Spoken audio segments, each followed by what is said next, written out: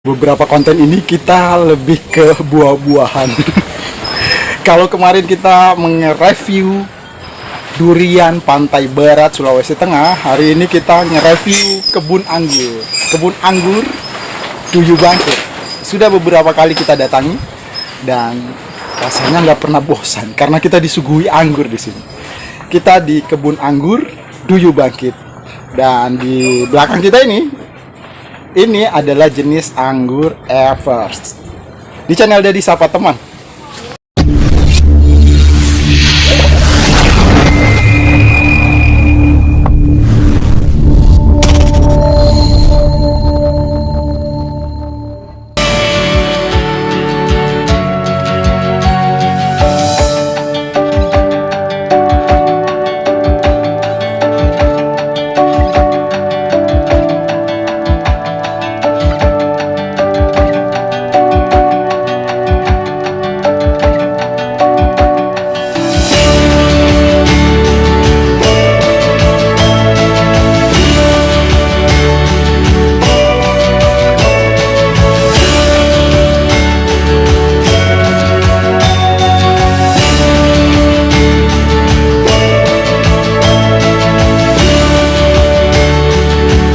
Di channel Dedi Sapa Teman kita sore-sore bahagia bersyukur kita hari ini berkunjung ke suatu tempat.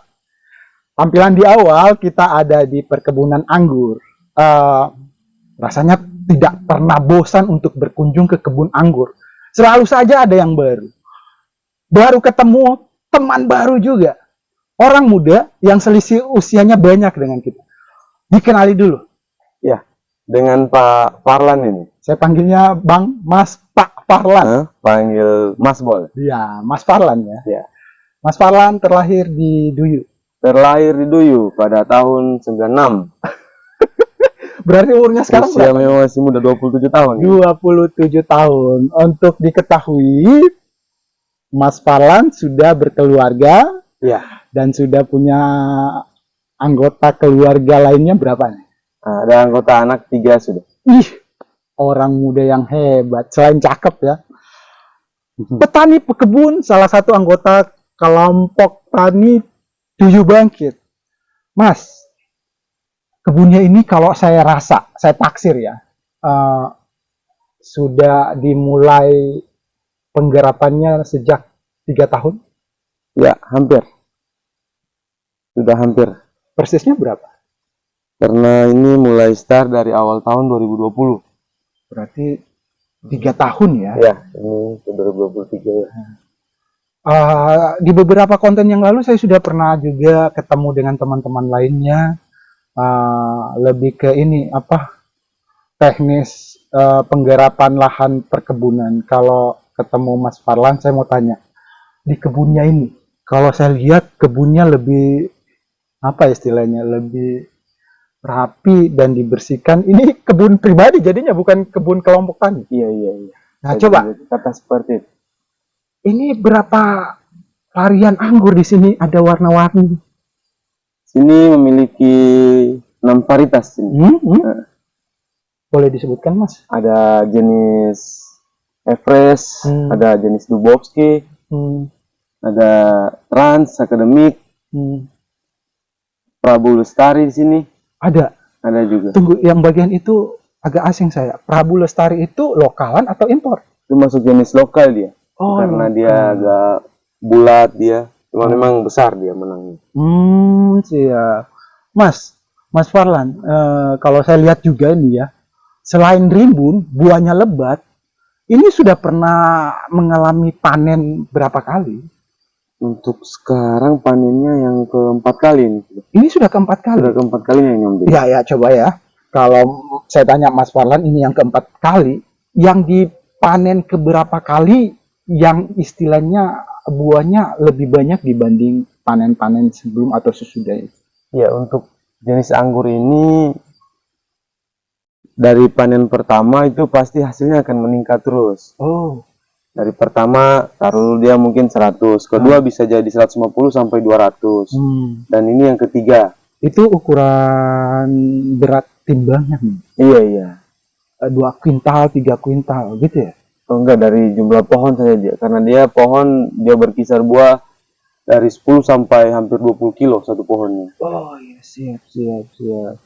Nah, saya perhatikan ini variannya banyak yang hijau merekah, hijau muda. Jenis apa namanya, Mas? Ini jenis transfiguration ini. Transfigurasi ini nih, teman-teman. Bisa diperhatikan di atas kita yang jadi langit-langit lokasi pengambilan gambar kita Figuration. transfiguration. Kalau hitungan dagang 4 kali panen itu melalui masa untung rugi. Iya. Yang mana yang paling menguntungkan di panen yang keberapa? Panen yang kedua kemarin saya. Hah? Panen yang kedua. Untungnya banyak gitu ya? Ya, alhamdulillah. Hah? Artinya jauh dari taksiran sebelumnya. Nah, posisi kita lagi sepi.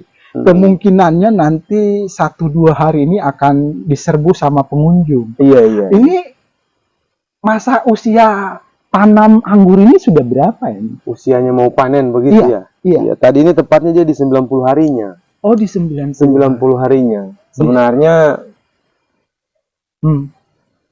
dia itu boleh panen di umur 90 hari. Cuman saya sudah memberi kemarin ada yang sudah manis, mereka icip, jadi dari umur 85 sudah Boleh.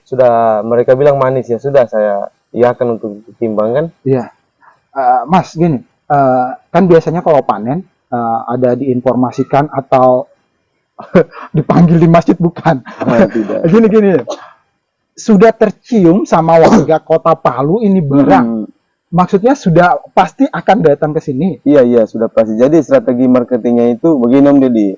Coba. Kalau kita panen, kalau sudah waktunya, boleh orang masuk. Oh iya. Tapi kalau belum waktunya, nanti dia masuk, dia posting di sosial medianya Om Deddy. Betul. Dia mulai posting, jadi otomatis orang lihat, ya udah ada orang serang gitu. ya, datangi. Iya. Lah, ini ya gini Mas Warlan. Kan di sela-sela ini tanaman anggurnya, kebunnya Mas Warlan ini ada juga yang masih usia belum siap panen. Iya. Nah, itu gimana itu caranya mensiasati? Maksudnya kan ada orang yang suka juga ini saja diambil, tapi itu sebenarnya belum bisa. Tapi sesuai selera kita memang Om Deddy. Ada yang suka masem gitu. Masih kecut-kecut. Iya. Kan di sini utamakan rasa dulu. Bukan kita yang petik, mereka sendiri yang rasa kemudian dipetik seperti itu. Yap. Lah kalau tahapan pemanenan nanti ya, ini belum masa panen. Ini sudah berapa hari usia? Sudah umur 90 hari transnya. Ini ya. Hanya sudah siap. Kalau untuk segi rasa manis dia tergantung dari pohonnya. Kalau dia baru dengan buah-buah di atas hampir 20 kilo itu pasti agak lama manisnya dia Om Deddy, karena banyak yang untuk dibagikan nutrisi rasa manis dari si pohonnya ini begini. Yap. Kalau buah-buah di bawah 10 kilo otomatis dia 85 hari bahkan tidak sampai 90 hari sudah manis sih. Sudah boleh diserbu sama warga. Nah, gini lagi Bang Warlan, Mas Warlan. Sudah masa panen. Apa yang mendesak? Maksud saya, apa yang lebih dibutuhkan? Kalau masa-masa dari penjarangan, saya pernah tanya ya, penjarangan buah, pemangkasan. Kalau sudah masa panen, apa yang kira-kira mendesak? Mendesak, maksudnya? Kayak kewalahan menghadapi yang bagian ini. Ya, dari si pembeli sih. Kadang suka diatur, kadang ya tidak suka juga. Berarti kewalahannya menghadapi orang pengunjung datang, pembeli itu ya. Terutama anak-anak itu Om Deddy, yang kalau masuk di kebun itu kadang suka lompat-lompat, tarik anggur, goyang pohon. Ya, gini Bang, Mas Warlan, dari kebun di bawah ya. Ini posisi kita teman-teman ada di atas, ada sedikit ke atas ya. Jadi kita sedikit nanjak, strukturnya berbukit. Jadi kita sedikit agak ke atas. Akses Bukit Viladoda itu Om Deddy, jalan. Oh iya, untuk diketahui alamat kebun Mas Warlan ini di Jalan Totosi. Iya. Di bawah kafe dan resto Viladoda. Jadi ini di kebun kebun anggur Dwi Bangkit yang ke-9 ini Om Deddy. Oh Kebun iya. titik 9. Ini istilahnya kebun titik 9. Iya. Percakapan kita semakin seru. Sebenarnya masih akan pengen berlama-lama di sini. Banyak pertanyaan sebenarnya, tapi kita paskan sampai di sini. Jangan khawatir, kita masih sering ketemu dengan Mas Farlan. Untuk diketahui juga, Mas Farlan ini punya pekerjaan utama. Beliau ini sebenarnya adalah satuan petugas pengamanan di salah satu bank di Kota Palu. Mas, benar seperti itu keterangannya? Betul sekali tuh Om Deddy. Ya, gini. Dapat informasi dari mana lagi Om Deddy? Ya. Soalnya kita pernah ketemu waktu saya iya. membobol ATM bank yang punya Mas Farlan. Jadi gini. Apa bisa membagi waktunya sebagai seorang security bank? Iya. Bisa membagi waktunya, juga punya kaki lainnya, berprofesi sebagai pekebun anggur. Coba jelasin dulu. Baik. Sebenarnya berat. Iya, karena biasa harus kena jadwal penyemprotan sore, terus kena jadwal piket lagi. Oh iya. Iya. Gini. Cuman dengan adanya teman-teman, iya. Kalau seandainya berpapasan semua, jadi kita minta tolong sama teman-teman kelompok buat siram untuk semprot. Jadi ada teman-teman termasuk Bang Tri yang biasa bantu-bantu Pak Ketua. Jadi ini ya, Mas Farlan, maksud Mas Farlan ini kadang-kadang waktunya itu berbenturan dengan tugas sebagai satpam dan juga kesibukan di kebun. Seperti itu ya? Seperti itu. Intinya bisa saling mengisi dengan teman-teman anggota dari kelompok pekebun anggur lainnya. Mas Farlan bertugas sebagai satuan pengamanannya, satpam di bank. Sudah sejak kapan juga? Sudah lebih lama itu Om Deddy. Ya coba. Itu dari 2017 Om Deddy, belum gempa Palu Om Deddy. Oh iya, jadi 5 tahun yang lalu ya. 6 tahun. 6 tahun dari itu. Sudah 6 tahun yang lalu. Nah, saya lebih akrab dengan Mas Farlan. Kenapa sudah punya pekerjaan utamanya itu ya sebagai satpam, kok tertarik juga menjadi menggarap lahan, mengikuti kelompok pekebun anggur? Satu memang hobi sama ini tanaman anggur kan. Kedua, melihat teman-teman kelompok kan semua para pejuang-pejuang semua kan. Yang bisa taklukkan lah apapun di situ kita bisa selesaikan, yang penting kita sama-sama kan. Kan kalau seperti Pak Ketua itu ya baku bantu, jangan baku bantah. Kalau baku bantah tidak selesai pekerjaan. Kalau baku bantu pasti seberat apapun itu, jadi bisa semua diselesaikan ya. Gini, tadi kalau terjadwal mengalami kendala berbenturan dan pas waktunya juga apa istilahnya lagi penggarapan proyek di kebun, terus lagi kita juga didesak sama tugas dan kewajiban sebagai satpam. Ini kegiatan di atas dua profesi yang berbeda, mensiasatinya dibagi jadinya.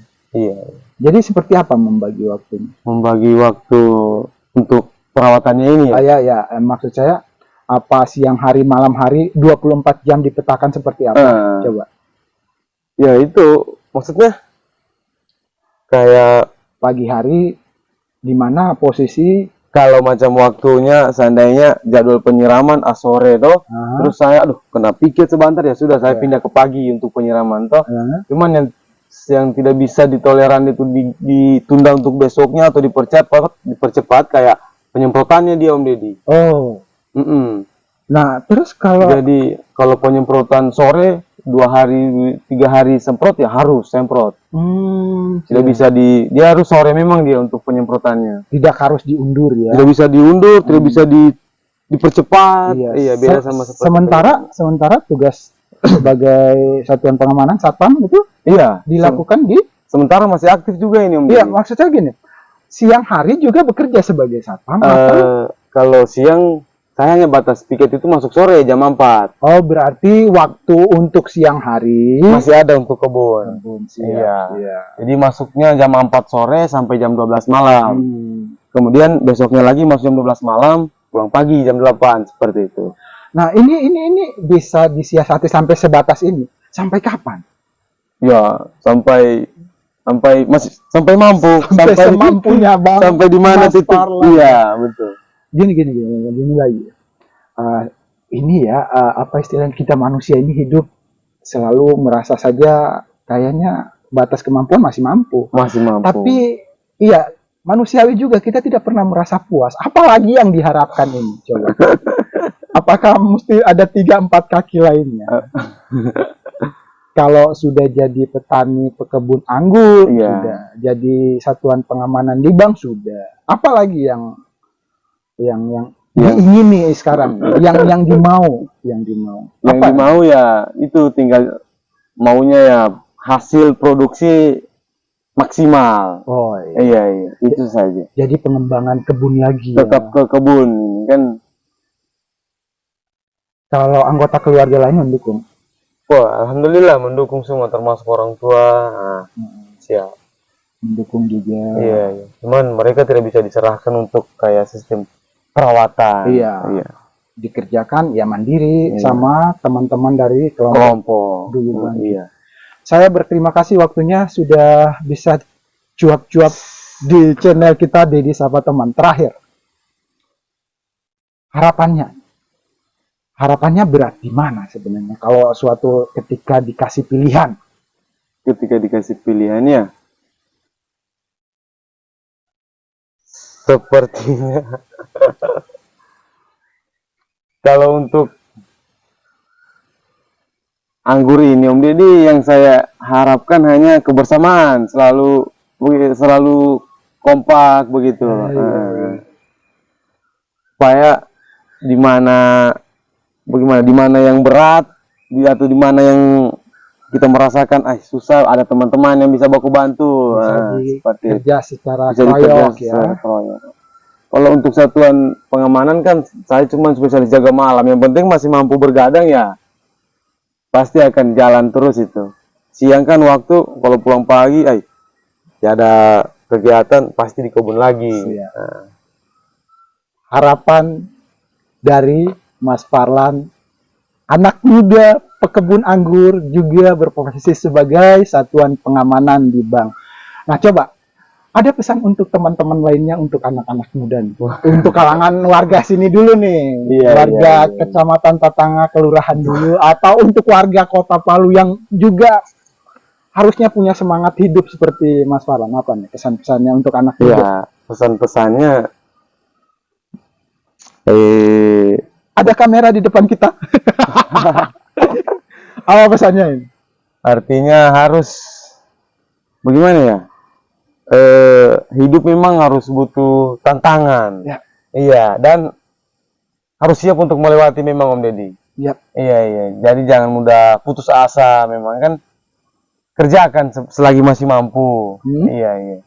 Bagaimana dengan anak muda yang sudah sangat manja dengan gadget di dalam genggaman, terus lagi game sudah menggerogoti pikirannya? Itu sudah menjadi penyakit buat mereka itu, harus dibawa mereka itu, dibawa diperiksa itu. Nah, kesimpulannya adalah pesan-pesannya yaitu untuk pemuda-pemuda harus berani mencoba, dan berpikir untuk maju. Iya. Kalau berpikir untuk maju pasti sanggup lah itu, apapun yang dikerjakan, dihadapi pasti. Kalau sudah pikirannya maju, kalau pikiran masih tidak maju pemikirannya, tidak akan bergerak, semua kakinya itu, tangannya itu, seperti itu saja. Di channel Dedi Sapa Teman kita, terima kasih sudah menyimak Mas Parlan. Assalamualaikum warahmatullahi wabarakatuh.